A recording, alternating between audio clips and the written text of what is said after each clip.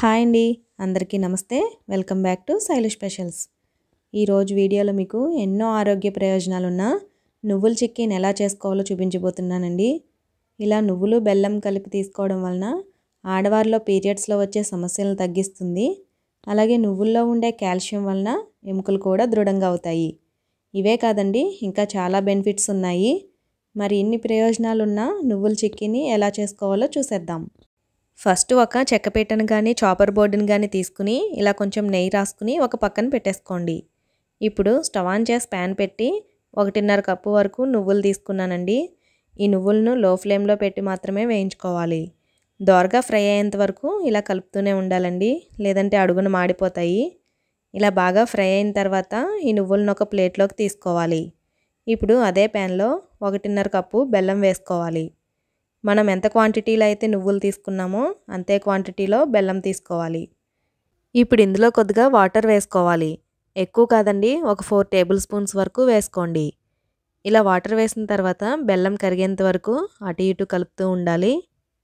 ఇలా బెల్లం అంతా కూడా బాగా కరిగిపోయిన తర్వాత ఇందులో 1 టేబుల్ స్పూన్ నెయ్యి వేసుకోండి. ఇలా నెయ్యి వేసుకోవడం వలన చిక్కీలు గుల్లగా కరకరలాడుతూ బాగా వస్తాయండి.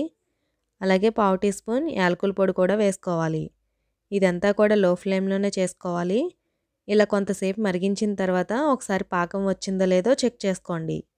ఒక గిన్నెలోకి కొంచెం వాటర్ తీసుకుని దానిలో కొద్దిగా బెల్లం పాకం వేయండి. ఇది కొంతసేపటికి గట్టిగా అవుతుంది. మీకు ఎక్కువ టైం ఏమీ పట్టదు, ఒక 15 సెకండ్స్లోనే తెలిసిపోతుంది.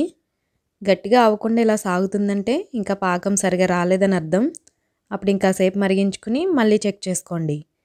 ఇలా పాకం వాటర్లో వేశాక ఇది ఇలా గట్టిగా ఉండాలండి, అంటే ఇలా అనగానే విరిగిపోవాలన్నమాట. ఇలా వస్తే పర్ఫెక్ట్గా పాకం వచ్చినట్టు. ఇలా పాకం వచ్చిన తర్వాత మనం ముందుగా వేయించుకున్న నువ్వులు వేసి కలుపుతూ ఉండాలి. పాకం అంతా కూడా నువ్వులకు బాగా పట్టేలా కలుపుకొని స్టవ్ ఆఫ్ చేసుకోవాలి.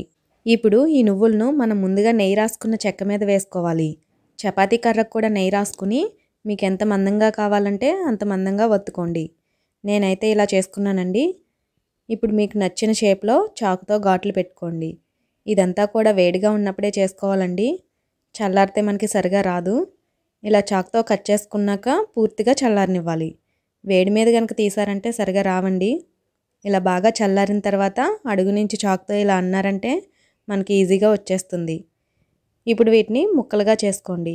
ఇంతేనండి, చాలా సింపుల్గా మనం ఇంట్లోనే చిక్కీల్ని ఎంతో రుచిగా తయారు చేసుకోవచ్చు.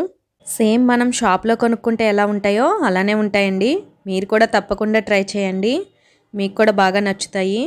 మరి ఈ గోదావరి పిల్ల యొక్క శైలు స్పెషల్స్ ఎలా ఉన్నాయో కామెంట్ చేసి చెప్పండి.